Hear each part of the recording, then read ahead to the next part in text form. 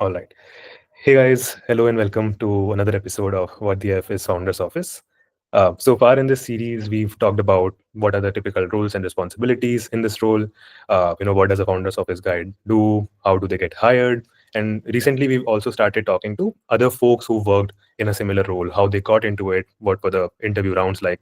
And today, I've got a very special guest with me, Karan, who I met recently in a founders office club meetup, and his journey has been exceptionally inspiring to me. And I would love to introduce him.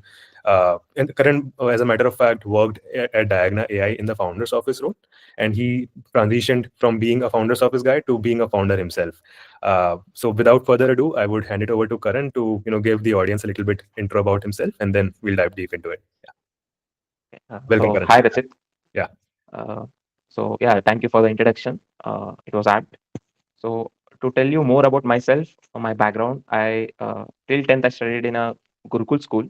I Mhm. want to mention this everywhere because sorry, it's a unique system of education.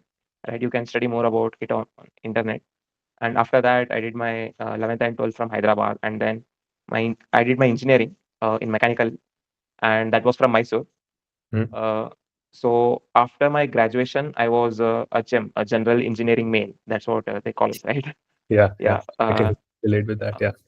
yeah. So, uh, uh, and I had got campus placed in Dassault Systems here in Bangalore, right? It was a software engineering role, Mhm. and right from the first day, I was put into a project. It was an AI project, and a very fascinating and interesting project. I really enjoyed all my time working in that project. My teammates were amazing. And but after 7 months, I got laid off because hiring freeze had happened. Right, it was back in 2023, Yeah. and U.S. recession was happening. Kind of recession was Right. happening, and so much uh, harsh news were coming. So that thing happened, and then after Dassault Systems, I wanted to start my own uh, startup. I wanted to start my own social media thing for social college students, right? I Mhm. still get fascinated by that idea. That is, if you remember the earlier idea of Zuckerberg, the reason why he started Right. social network, right? Facebook, right? Something, a kind of a version of that, the earlier version of the Facebook, right? I wanted to bring it back because students today have very few social media options when it comes to exposure to other students, right? There's Instagram, Facebook, LinkedIn, Snapchat, and other things. But these are very wide social networks. I wanted to uh, make it a very niche and give specific functionalities, features for college students, especially, right? So all of that happened after Dassault Systems. This was in 2023, but I soon realized that I still don't have that capacity to build anything on my own.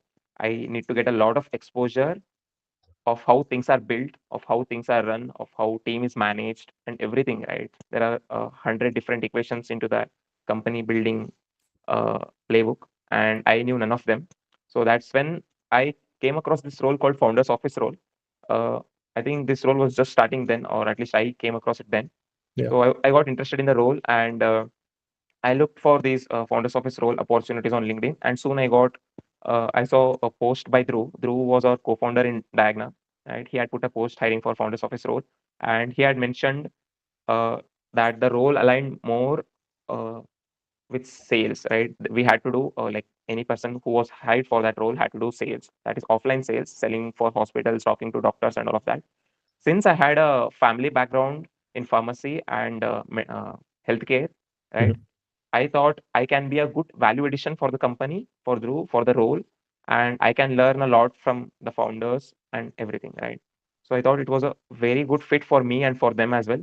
And that's how I approached Dhruv on LinkedIn. I just put a cold DM, telling him, giving him a bit intro about my background, my family background in the healthcare, and told him my interest to join the his to join his company. And then he scheduled an interview, and in the first interview we just had a chit chat about our background. He just learned a little more about my background and why my interest in the role and everything. And then he scheduled a second interview that was a case interview, right? Typical case interviews, like how MBAs would prepare for, right? And Yeah. I had read a case in point book back in college while I was Mhm. preparing for these analytical roles jobs, right? So I just revised the book and prepared for my interview. That's it. That was my interview preparation. I didn't, because the role itself is so wide. It's a generalist role, right? And that's why you can't uh, do a lot of preparation. You need to be honest with yourself while giving the interview. So, and then the case interview happened. Drew really liked my approach in problem solving, my thinking, my first principles thinking, and everything. And then he scheduled another call, the final call with Sansit, his co-founder, to just have a vibe check, culture, culture fit, and everything, right? Yeah. And even Sansit found me good, and then I was hired, right? Mhm. And then I moved to Pune because Pune was where our headquarters was, Mhm. and that was where Drew was located. So now I'll tell you a bit about how Diagna operated, what Diagna was doing, and my role in the founders office role at Diagna. Right? Sure. Yeah. Yeah. Okay. No, but actually, So one thing that I could relate with at so many levels was that, most of the founders of his folks that I've spoken with, they have that capability in them to, to act as a generalist. So even in your case, I saw that you worked as a software engineer, in your previous stint, and then from there, you always had that, they call it the kida of, building something on their own. You had that within you from the very beginning, and that's what inspired you to, take up a role like that. And you also acknowledge the fact that even though you had that social media idea, you knew that there are so many different moving parts to building a company that you had to learn from working alongside a seasoned co-founder, and being a part of the founding team, learning how to scale a business. That is very critical, and I think most of our audience that who would be listening to this, they also have it in them that they want to build something of their own, but they're not quite sure it. So, kudos to your journey, Karan, that you were able to take that leap. That after software engineer, you decided to venture into an early stage company, not go for another software engineering role in a bigger FANG company or so. But yeah, so you were talking about what your day to day responsibilities look like at Diagna. yeah, right. So before that, exactly what you told, right? I always had that kida to build something on my own, uh, and that's why all of this happened. Also, I want to mention what Kunal Shah told yesterday in Zero One Fest. Right, yesterday there was a Zero One Fest here in Bangalore. I attended it, and so Kunal Shah told this very interesting thing that here in India, we like one very bad thing that's happening here in India is what he told is uh, Tier 1 cities and even in Tier 2 cities, people are watching a lot of content and they are increasing their vocabulary, right? Content on how to build companies and how businesses work and all of this, right? And they're increasing their vocabulary, but the skills, the real skills, the hustle that's required to do any of this business, to build any of this thing, isn't moving. And we are just watching YouTube, we are watching Instagram and learning all of this, but we are not putting it into practice, Right. right? And that's why I suggest, even Kunal Shah suggested that for anyone wanting to build something, and if you are new into the space, founders office is the way to go, guys, because you will learn a lot of things working directly from founders, how a company is built, what are all the different moving parts in it, right? And a lot of other things. Absolutely. Absolutely. Yeah. Yeah. So, okay, coming back to Diagna, right? Diagna was a health tech startup. It was an AI first health tech startup, and they wanted to go clinically deep in the critical care space, that is ICUs of the hospital, right? So the main problem was all the patient data, clinical data in ICU is on paper, and because it is on paper, doctors don't get a lot of information out of the data. They don't get good insights. They don't get good decision support system, right? And that is what they were solving. But yeah, that happened.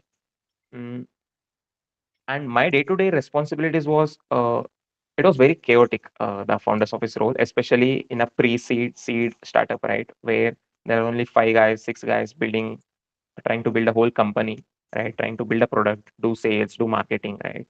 Then you, a founders office role guy, will get a lot of different responsibilities, right? Not just in tech, you will get some things, some tasks related to tech, related to product, related to sales, right, related to marketing and research, right?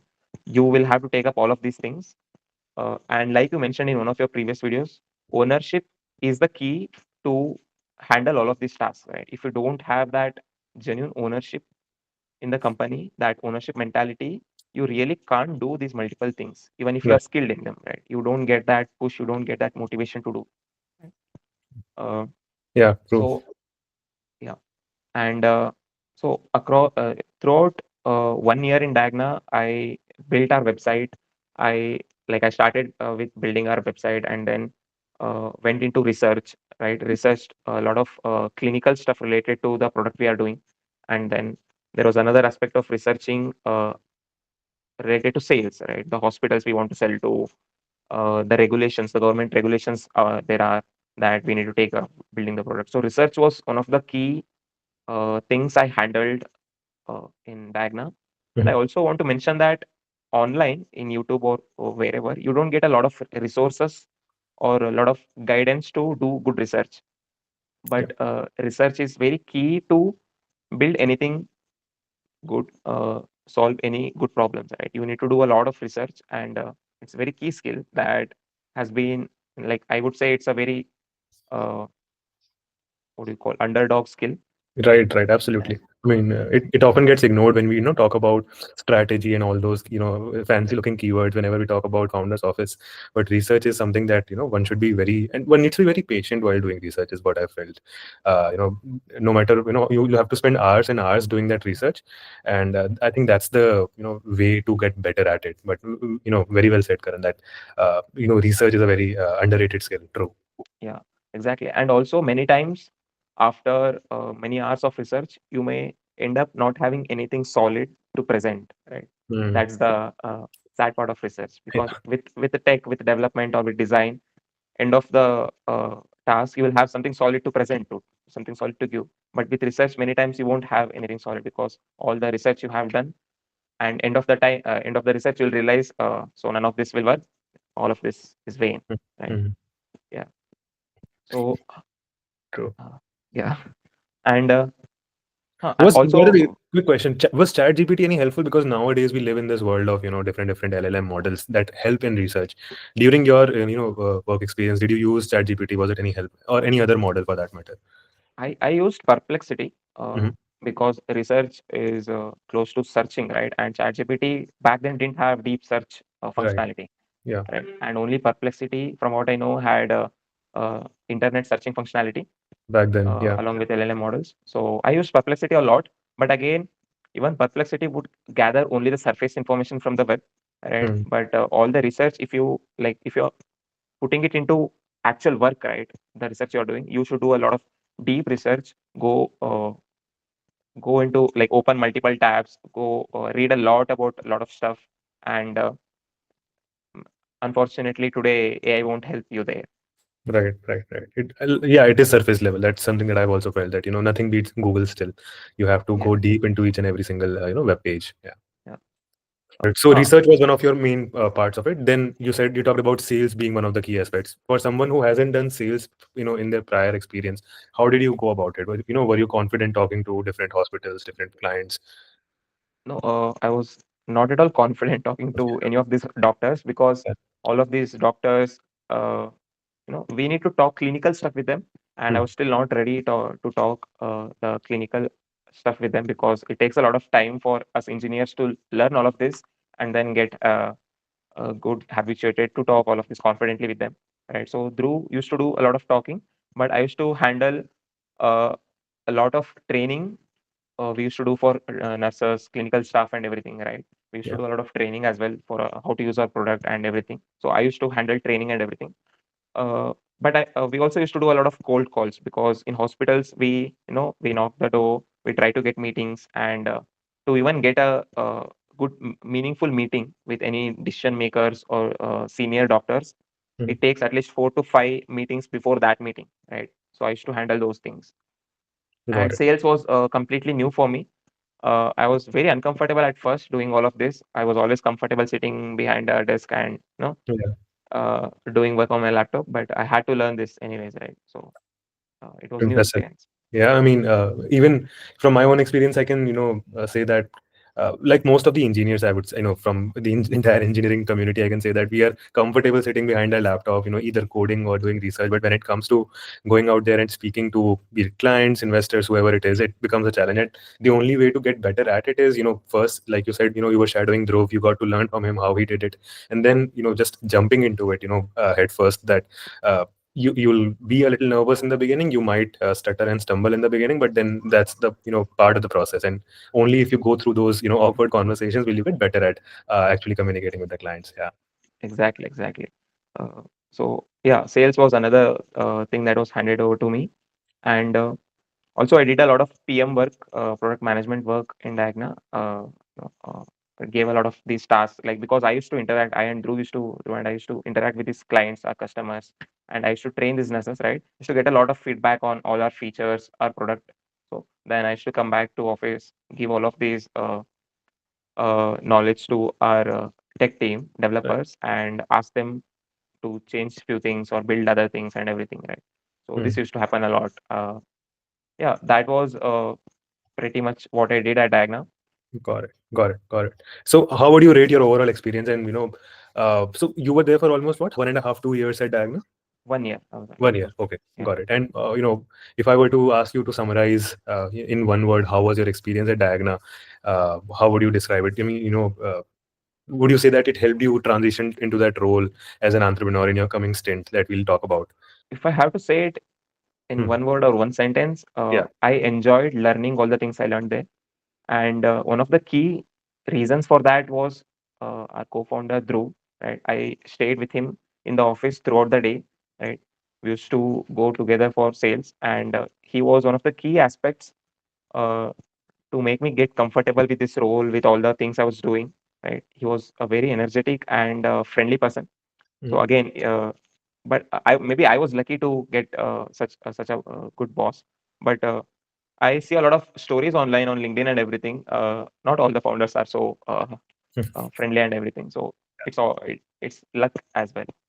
True, true. Yeah, I mean, having a good boss, having a good, founder of the company who can set a good example is nothing short than a blessing. So, right, got it, got it. So let's talk about, okay, so Diagna, got over, and then what inspired you to continue building in this space? So, Smart IPD. Let's talk about that. Uh, Yeah. you also had that social media idea in mind. I think we were having a discussion about it some time back as well. So why continue to build in this space, and why not something else? Yeah. So over the course of 1 year, I had learned a lot of problems that were in the healthcare space. Mhm. A lot of problems these clinicians, nurses, doctors used to face, and the solution was obvious. But also this time, I had come to know the path to implementation of the solution, right? Because if an engineer visits a hospital, he will see a few problems, and if he sits down and think about it, he will come up with solution pretty easily, pretty quickly, right? The solutions are obvious, the tech product what you need to build, Hmm. but the path to implementation, right, the adoption and everything is a bit trickier. You will learn all of this only when you work in there, right? Hmm. And when you uh, get all these little feedbacks from the clinicians and everything, only then you realize what exactly needs to be built so that they can use it, right? So I had got good experience of this over the course of 1 year.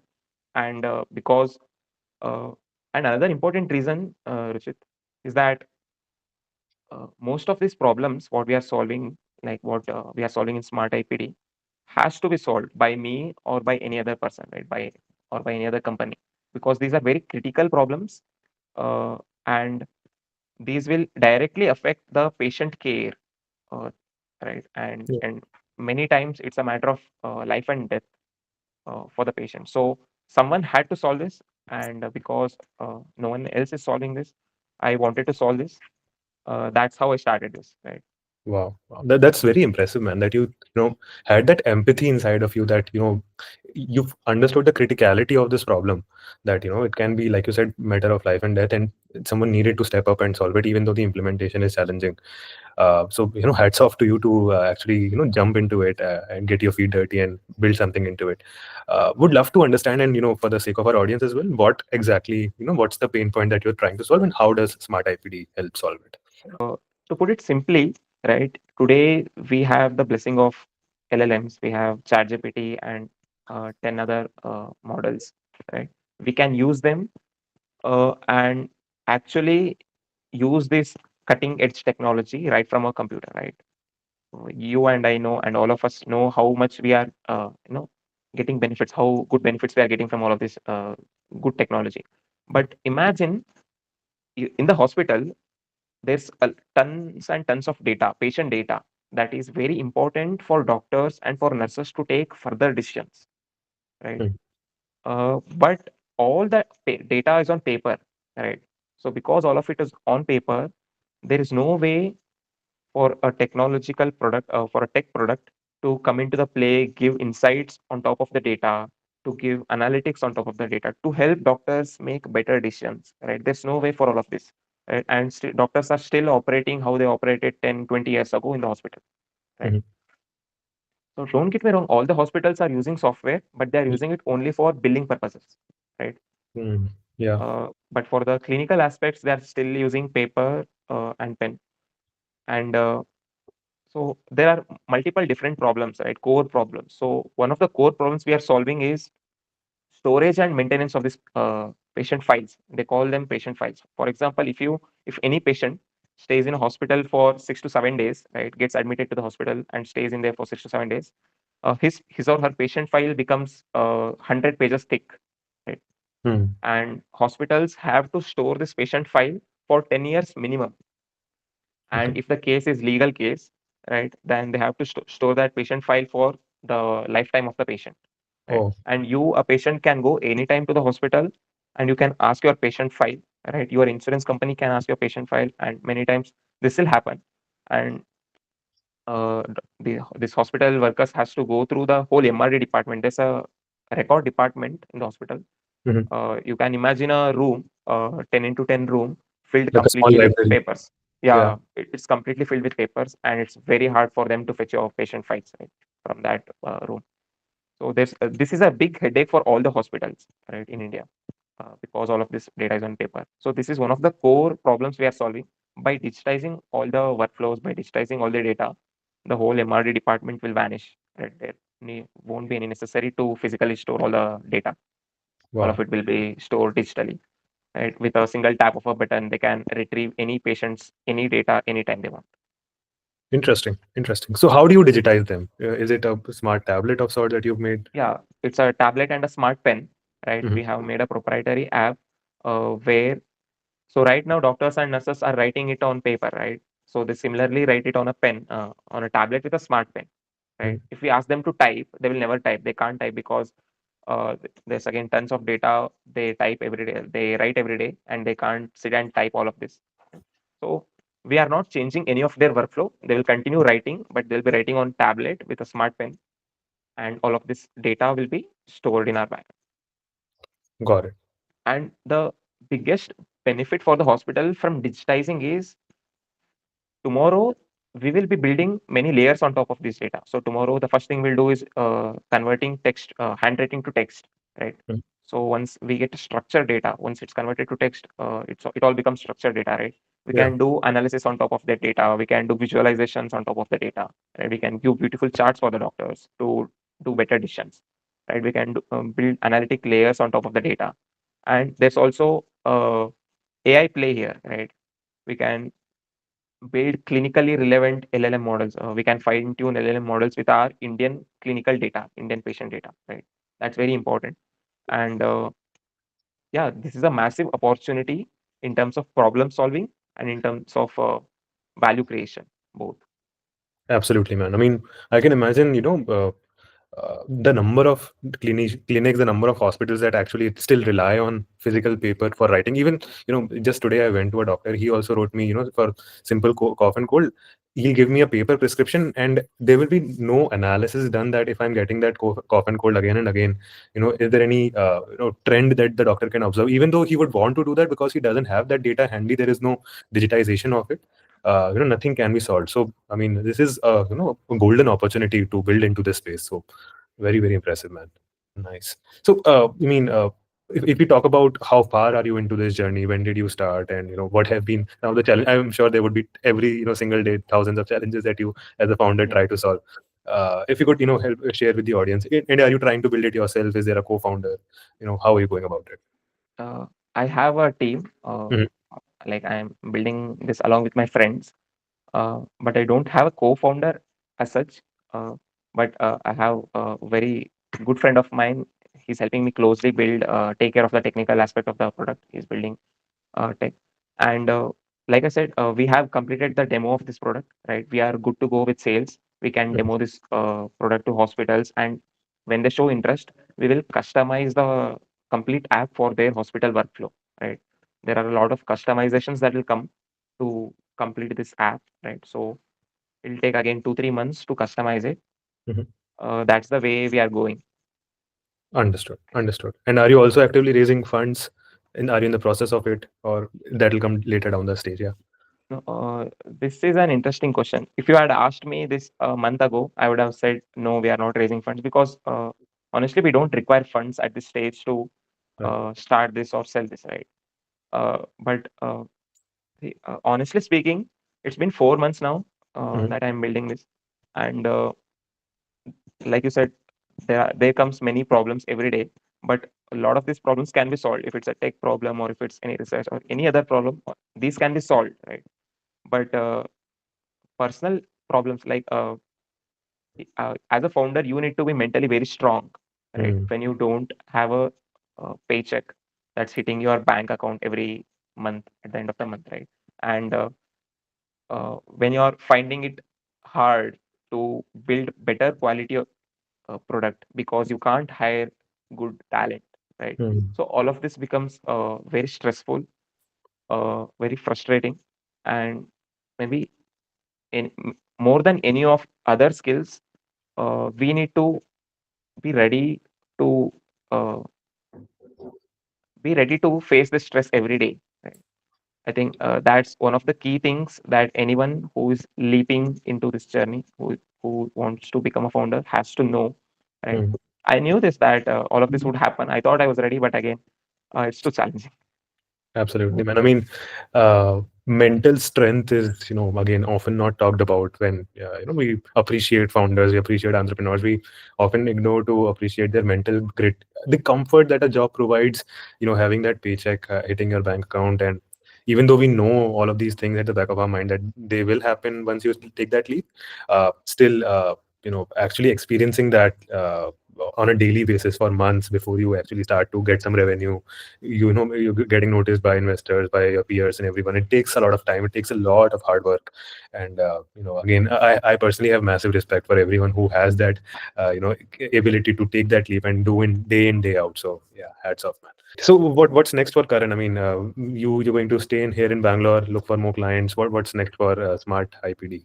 Yeah, I have good leads, very strong leads across Karnataka. Mhm. Many of them are in north part of Karnataka. That's where my native is. Mhm. So we'll be chasing those strong leads now, and my team will be continuously, looking for meetings, pitching the product, and trying for pilot programs. So that's the plan for the next few months.